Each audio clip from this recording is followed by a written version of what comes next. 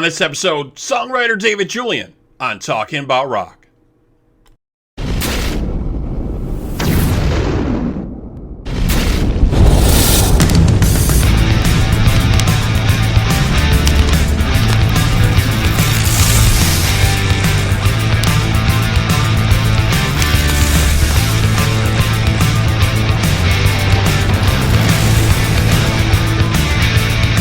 Talking About Rock is sponsored by School of Rock, North Buffalo, where they're making musicians every day. All right, joining us now, we have songwriter David Julian. David, how are you doing today? Good, man. How are you? Great, man. Well, you are doing extremely well, I would say. You know, you've been writing for quite a while, and now you're really hitting a groove. You got a couple different things going on. You're working on the project with Tracy Guns, and on the new Medusa project that they're working on with Jack Russell. Yep. Stuff on that. And then you got some tracks you're working on with Ace Frehley for the new album, 10,000 Volts. Man, tell us some stuff about that. That sounds amazing. Yeah. So I got pretty lucky on that one. That was, I had sent some stuff around. I basically was doing like session work for some country producers for a long period of time. A buddy of mine, his name is Mike Shimshak. He's a producer in Nashville. And, I'm really not that into country. So I was like, I gotta get back to doing like rock stuff. And what happened was I started working on a couple of songs with a great singer, Phil Narrow. Used to play with Talus with Billy Sheehan. And he liked a couple of instrumentals I had. And he said, "Hey man, this stuff's pretty good." He goes, I'm thinking about, using it, I have a solo deal with, I think it was Cleopatra Records. Right. And I said, "Oh, that would be great." And Phil came over to my house once and we did some writing, and it was just awesome talking to him because he had so many great stories. And we did about 5 minutes of writing and about 2.5 hours of talking. Then I didn't hear from him. And I was thinking like, oh, he's probably not into the projects. And it turns out that he had throat cancer and he passed away. Unfortunately, he passed away shortly after that. So A lot of the music that I had with that, I didn't really have a use for it anymore. And I was really kind of down on the whole process. And then at some point I ended up just sending a bunch of stuff around. And I sent some stuff to Alessandro at Frontiers. And I probably sent stuff to about, 20 or 30 people. And then one of the people I sent stuff to was Steve Brown from Trixter. And he was nice enough. He was one of the few people that actually called me back and actually probably listened to it. And it was great because, he calls me up and he's like, "Hey, this is Steve, man." And I was just like, I was kind of half asleep when he called me. And I was like, "Oh, Steve. Yeah." He goes, "Yeah, you sent me your stuff." And he goes, "Man, I think a couple of these songs I think might be good for Ace." And I was like, "Ace who?" And he goes, like, "Do you know any other Aces?" And I was like, "There's only one Ace. I only know one Ace, man." Yeah, and I was like, are you kidding me? He goes, "No, man." He goes, "I'm working with Ace Frehley on a record." And I was like, wow, this is incredible. So really, I owe a great deal to Steve Brown because, not for a couple of reasons. One is he was, believed in my stuff and he was interested in working with me, which I'm not gonna sugarcoat it. And nobody wanted to work with me. It was really tough to, especially being in Buffalo. It was tough to kind of network and to get any kind of opportunities. And then, and with the exception of like Alessandro and Frontiers and Steve and a few other people I've worked with, it was pretty rough finding good opportunities and thanks to those guys. But the thing with Steve that I liked is he not only was really good about, kind of listening to the material, but he also, kind of pushed me writing wise and was like, "Man, you have like no bridges in your songs. Like this song needs a pre-chorus, this solo is not." He really knew how to structure it and put it together and what it kind of should fit into. Which is not surprising because he did such a great job with Ace on the record that, did great work with Trixter and with anything he works with. He's a good writer, super nice guy, and his playing is like fantastic. He filled in for Def Leppard and stuff. He's just so knowledgeable and a talented individual. And I actually got to meet him in person a few months ago, and he's just a very nice guy. So it's really been a very nice working relationship with him. And it's, I'm very fortunate. So, that's kind of how it happened, in a nutshell. It was just kind of out of the blue. You just were sending stuff out. He said, yeah, he saw your stuff and he's like, this stuff's friggin' great. This guy sent me his stuff and I was looking through it and he's like, yeah, this is awesome. He's like, he's in your neck of the woods. I'm like, oh, let me go check him out and see what's going on. But Yeah, it's yeah, kind of like you ever see like in the 90s they had those Brady Bunch movies that came out. Do you remember those at all? Did you ever see yeah, those? yeah. There's the one where I don't know which one it is, but like the one where like like Mike Brady's an architect and everything he does looks like an old 70s house. That's kind of how I view my stuff. There's that scene where he's trying to sell his like to a gas station or a restaurant and the design is like it looks like the Brady house. Looks It's like like the that's the Brady joke. house. Yeah. Yeah, that's kind of how my stuff is. It's like I felt like, because a lot of times when people like, I don't know, I don't want to say compliment it. They kind of just do this like, oh yeah, well, it's great for what it is, but Right. You but they get don't. into you get into a rut where got a certain style and a certain way of doing it, and you kind of keep doing that. You feel that's Yeah, and I have a little bit more. I mean, I've done country music. I actually had a song that Paul Oakenfold had on his record, an EDM track that I co-wrote, like 15 years ago that was on a Paul Oakenfold record. So I've done different things, but I'm pretty much a rock guy. And it's right. funny because anybody that I dealt with that was like not really into the style of music that I was into, I felt like I was kind of trying to sell them the Brady Bunch house over and over again. So, and then Right. eventually it hit, with a few people, but yeah, no, but I have, I mean, it's just kind of my comfort zone and it's something that I just really enjoy doing. Right. And then you got hooked up with the project that Jack Russell and Tracy Guns are doing, right? You did some writing for them on that as well. Yeah, actually, two of the songs I actually co-wrote three songs on that record. Again, it was instrumentals, and then Alessandro and some of the writers, and he's totally dialed in with a lot of great writers, and that have worked on projects with Frontiers, and again, that was another great opportunity, and but two of those songs actually were I pitched them to Phil Narrow originally. Mm-hmm. I'd had them back when I was started working with Phil Narrow, and he actually didn't like them, so we didn't end up working on them. Right. But I had them, and then the song "Next in Line," which was the lead single off Russell Guns, that I actually pitched to Phil Narrow originally, and he didn't. He kind of gravitated. It's not that he didn't like it; he kind of gravitated towards the stuff that he liked was actually more kind of like old school, like kind of like Small Faces stuff. Mm-hmm.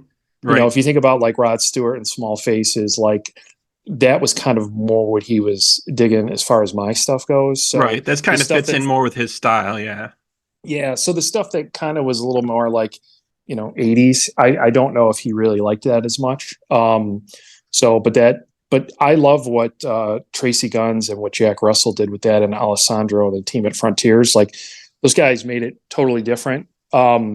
With the Ace stuff, the stuff that I worked on with Steve and Ace, and most of my involvement is just, I would send stuff to Steve and those guys would give feedback. But that stuff turned out similar to the original ideas. I feel like with the Russell Gunn stuff, they made probably some more changes with it and took it like in a little different direction. And I love what he did with it. And I love like Tracy Guns. I mean, he's such a fabulous guitar player. And just amazing. Yeah. Yeah, and the kind of tone that he came up with was kind of more like kind of an old school kind of great white kind of tone, and I just think it worked for with Jack Russell's voice and everything. I thought it was great. Yeah, Jack just has a very amazing voice. He's obviously gotten on in years, but he still has that sound. When it's a Jack Russell song when he's singing. Very Yeah, and distinctive his sound. voice is still super solid too, which is great because I actually went to see him. I don't know. I think it was like 2 years ago in Buffalo, and it just blew me away, like how good his voice still was. I mean, it just sounded great. Yeah, I love hearing those songs. I played them over and over back in the day. It's still Oh yeah, good to hear those and stuff. But the new Ace album is definitely starting to blow up a lot, and there's a lot of talk about it. It's going on. They guys got Walking on the Moon out. Obviously, they had 10,000 volts out before that. I'm thinking they'll probably drop at least one more single before the 23rd, before it gets released. And so I'm waiting for my copy. Got my copy on order for that. So Yeah. that'll be excellent to see that. But just great stuff. And I think you worked on some other stuff too, right? Besides that, I mean, besides with Phil, obviously we know you backtrack a little bit. When you're talking about Phil and you're working with him, I think because we had talked a little bit before, that was during the time when they were recording the 1985 album. And he was pretty ill then, and he didn't even let the band know. From what Mark Miller told me, they weren't even aware that he was sick during that. So he was not only working on that, so he was working on the other thing with you on the side too. So, but yeah, we definitely miss Phil a lot. He was great for sure. Yeah. I mean, I saw him with Talus, and I think Johnny Angel and Billy, and I can't remember who was on drums at the time, but I saw them open for, I think it was Iron Maiden, at the former arena in Buffalo, the Odd. And I mean, I couldn't believe how great they were. I mean, it just blew me away, because I think it was supposed to be Twisted Sister and they canceled, and I was a little disappointed. I was like a kid. I was a little disappointed. And then I got there and I was like, man, I'm glad I got to see these guys from like the if you know the Odd, and it's probably kind of an inside Buffalo thing, but I was first row gold for Iron Maiden, which is nice. Yeah. So for people that don't know, I've been to many shows at the Odd. So the gold were tickets you wanted. If you didn't have floors, you wanted golds. That's pretty much the deal. Yeah, it was like as close as you could get. And I just remember my friends and I, we had our jean jackets on, and we're in the front row with our fists raised, and I had like one foot on the chair and one foot on the barricade. And I was just like, and it was funny because everybody else was kind of sitting down during Talus, like in my area. And me and my friends were just like, I couldn't believe what I was seeing. You had Billy Sheehan, and he did like a 20-minute bass solo, and he's got like this rack of stuff that's like a mile high. And, and Johnny Angel was really good, and Phil was great. And it was just amazing to see it. So to be able to even, and again, I barely worked with him. It was because again, he was working on the Talus record. He came over to my house once. We wrote for a little bit, and we had talked, a little bit. We had some calls about some of the songs that I was trying to pitch to him, and but just to get a chance to sit down with him was just really special. I mean, it was something I'll cherish for a long time, because I was just so blown away by how great he was. And the reason why I decided to contact him is because I went and saw, I think it was Kip Winger play, and Phil had opened up, and Phil was doing like a couple of covers, and my wife and I were blown away at how great his voice sounded. And I'm like, well, I've seen him. My wife's younger than me, and I was like, I've seen him before, and he's like, well, where did you see him? And I told him about the Maiden show, and she was just like, she was like, you should contact him and see if he wants to work on any of your rock stuff. So that was Phil was kind of my first kind of little glimmer of like hope that I might be able to do something. And then obviously, in talking with Frontiers, and now when talking with Steve, I mean, it really kind of ramped up, and, it's become, a little bit different. So, I just enjoy it. It's just, I write every day pretty much, and I record every week. I usually have a new idea or two every week. Like sometimes it's half a song, sometimes it's a whole song, and, I just enjoy it. Excellent. Yeah, definitely. And they got some great artists at Frontiers that they're handling. Lots of stuff is coming out from lots of folks, always releasing new material. So I'm sure other stuff will be popping up. And we're hoping against hope that, when Billy gets some time and he's done with Mr. Big, he's done with Winery Dogs, it looks like. So when he's done with Mr. Big, maybe in a year or two or something around there, maybe we'll see them circle back and do some type of tribute to Phil and some type of Talus show. Would be amazing to have that. Yeah, that would be great. I mean, I think a lot of people had like High Speed on Ice or Live Speed on Ice or some record, and it's like, yeah, I mean, I had a high school band, and my friend had I think it was Live Speed on Ice, and I was just like, I think was it Combat Records, I think, or yeah, something. It was Combat Records. I was telling Mark Miller, I was like, I always would hear that in my head all the time. Live from New York City, this is Talus. Just like stuck in my head because I played that tape so many times and wore it out. So yeah. Oh, it's a classic. Yeah, It's very great. cool, very cool. So you got other stuff in the works right now? You working with some other artists doing some things, or are you kind of taking a break right now, or what's going on? I don't know if you can share any of that with us at all. Steve's involved in a project or two. Actually, one project that I think I might have something for. I don't know if I could say anything yet on it.